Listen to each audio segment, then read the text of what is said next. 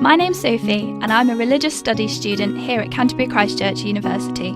After finishing my second year, I took a break from studying and binge-watching New Girl to interview David Lammy, a Labour MP. For the past few years, he's been promoting social justice here in the UK. I want to play my part in creating a better world. And when you listen, you hear so much that you want to be an oracle for, and in a sense that's what I am. I am a oracle for those voices that I hear, and that's the role that I try to play in our national life. What can you tell us about the state of social justice within the UK right now after the riots?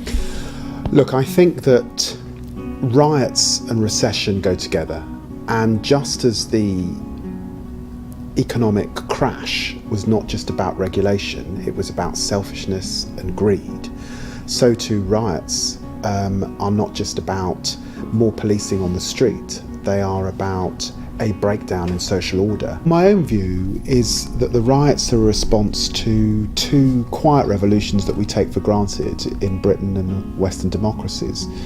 And those two revolutions are the social liberal revolution of the 1960s and the economic liberal revolution of the 1980s. And in a sense, what those two revolutions combine to create is a hyper-individualised country in which there's something that connects the young person that breaks into Foot Locker because it's my right to those pair of trainers, to the banker that says it's my right to 2 million bonus, to the MP that says it's my right to a duck house with taxpayers' money. It's a my right culture, if you like, alongside a economic model that's leaving loads of people jobless or worklessness, or in jobs that don't pay well, or in housing that is poor and of no quality. So it demands of mainstream politics to get serious about the answers to some serious, profound problems in Britain at this point in our history. You say about the my rights attitude that people have in this country.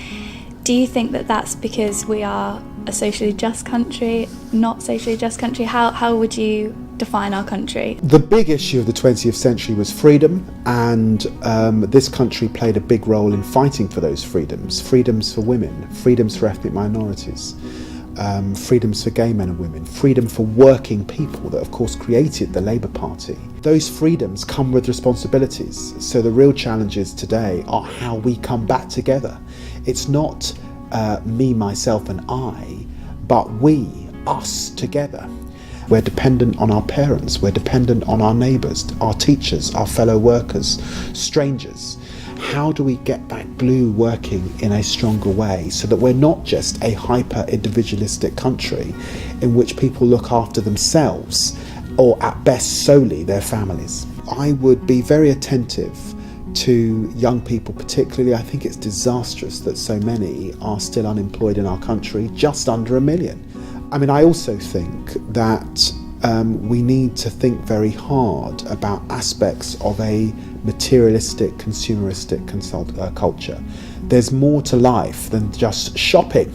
And this is not just to lecture people, but it's to make sure that we're creating in neighbourhoods, towns, villages, cultural opportunities as well, not just retail opportunities.